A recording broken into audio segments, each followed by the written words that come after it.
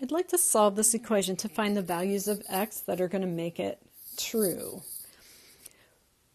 We've seen some other equations. We've seen equations with exponential expressions in them. If I can get it to look like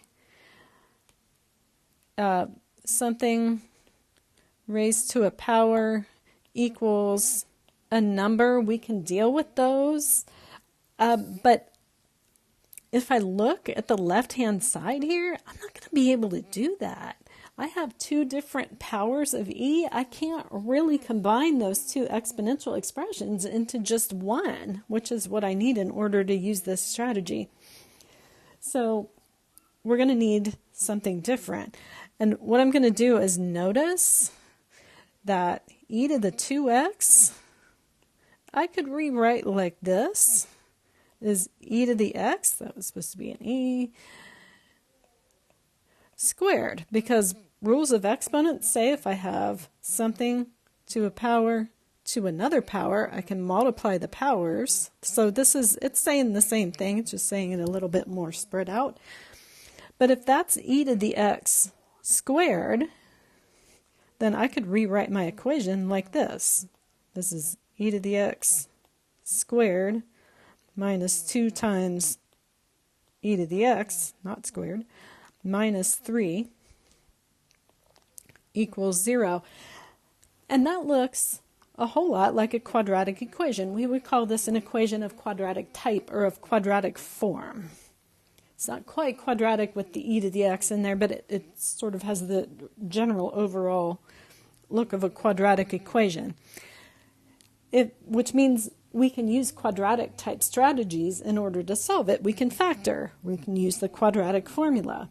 This one will factor, and you may be able to look at that and see, oh, I know how that's going to look.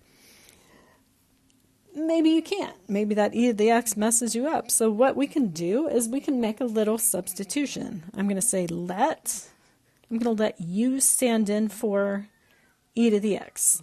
And I'm going to rewrite this equation with u everywhere there's an e to the x now. So my first term becomes u squared. E to the x squared is u squared. Minus 2 times e to the x, I'm calling u. Minus, that's just a 3. It's still just a 3. Equals 0. That looks much more like all the quadratic equations I've seen in my past that I know and love. And it'll factor. So two numbers that multiply to negative 3 and add to negative 2. Negative 3 times 1 is negative 3. Negative 3 plus 1 is negative 2. So that'll do the trick. The goal is to solve, so I'll keep going. U minus 3, I'll set each factor, that's supposed to be minus, each factor equal to 0 separately.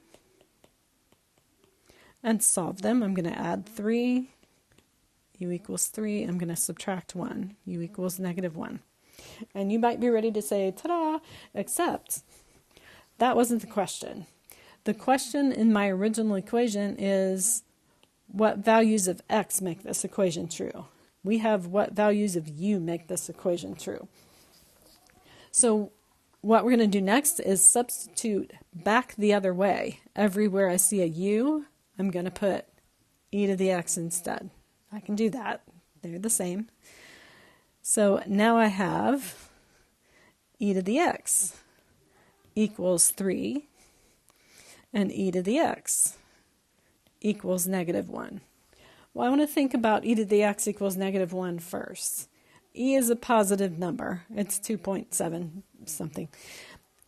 If I put a power on it, it's still going to be a positive number. It doesn't matter what power I put on there. E is positive.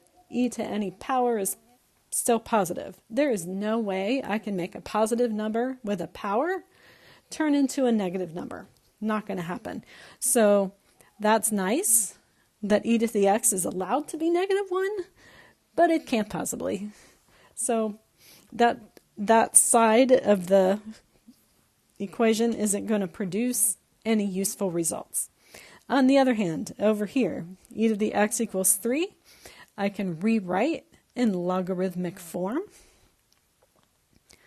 log base e, oh, that's the natural log, of what's over here, 3, equals the exponent. Oh, my question was what values of x will work. Here's x equals natural log 3 is the solution to this equation of quadratic form.